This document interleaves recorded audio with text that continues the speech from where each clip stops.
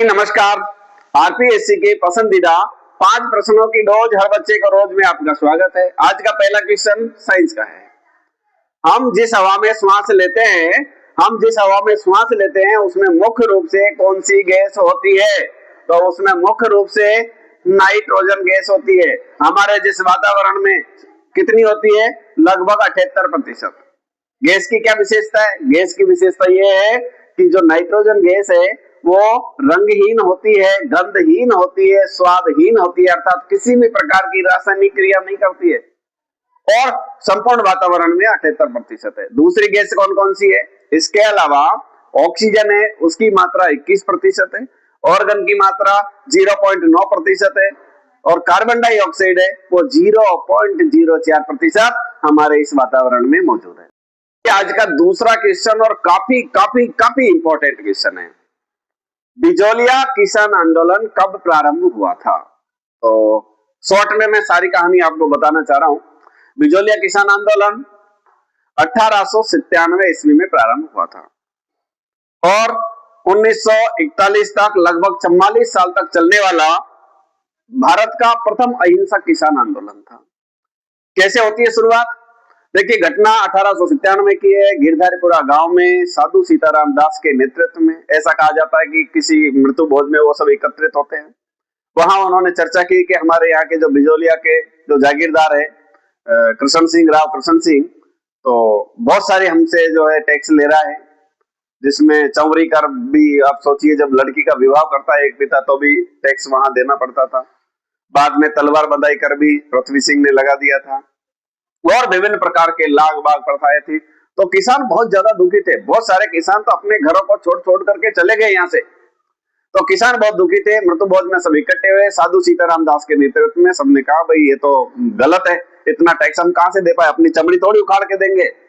तो ऐसी कंडीशन में नानजी और ठाकरी जो पटेल थे उनको जागीरदार के पास में भेजा जाता है। उन्होंने मना कर दिया कि उनकी बात नहीं मानी। ये जो किसान आंदोलन प्रारंभ हो जाता है।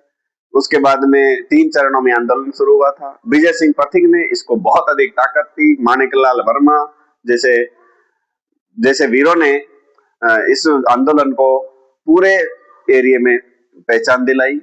तो ये था हमारा बिजोलिया किसान आंदोलन। आज का तीसरा प्रश्न कितना प्यारा क्वेश्चन है। 2011 की जनगणना के अनुसार किस जिले का शिशु लिंगानुपात अन्य जिलों की तुलना में सर्वाधिक था? बहुत प्यारा प्रश्न है। प्रश्न में ये पूछना चाह रहा है कि राजस्थान का वह कौन सा जिला है जिसका शिशु लिंगानुपात सर्वाधिक है। क्या होता है शिशु लिंगानुपात? देखिए, लिंगानुपात का मतलब होता है 1000 पुरुषों पर महिलाओं की संख्या। शिशु लिंगानुपात 1000 बालकों पर बालिकाओं की संख्या 0 से 6 वर्ष के। तो सर्वाधिक जो शिशु लिंगानुपात है वो बांसवाड़ा का 934, दूसरे नंबर पे प्रतापगढ़। लेकिन अगर प्रश्न पूछ लिया जाए कि न्यूनतम शिशु लिंगानुपात किस जिले का, तो न्यूनतम शिशु लिंगानुपात वाला जिला धौलपुर, मात्र 845। आज का चौथा प्रश्न, लसाड़िया पठार जैसमंद झील की किस दिशा में स्थित है? तो इस क्वेश्चन का आंसर है, बहुत प्यारा प्रश्न है, लसाड़िया का जो पठार है वो जैसमंद झील के उत्तर में स्थित है। ऐसा माना जाता है जैसमंद झील के आसपास का पूरा कटा फटा जो क्षेत्र है वो लसाड़िया के पठार के नाम से प्रसिद्ध है। यहाँ पर भील और आदिवासी जनजाति निवास करती है और बहुत अच्छी प्राकृतिक रूप से वनस्पति इस पठार पर स्थित है। आज का पांचवा और अंतिम प्रश्न, बीकानेर जिले के पलाना और खारी को किस खनिज निक्षेप के लिए जाना जाता है? तो हम सभी को पता है कि कोयले के लिए, और कोयला भी कौन सा? लिग्नाइट कोयला। लिग्नाइट कोयले के बहुत बहुत ज्यादा यहाँ पर भंडार है।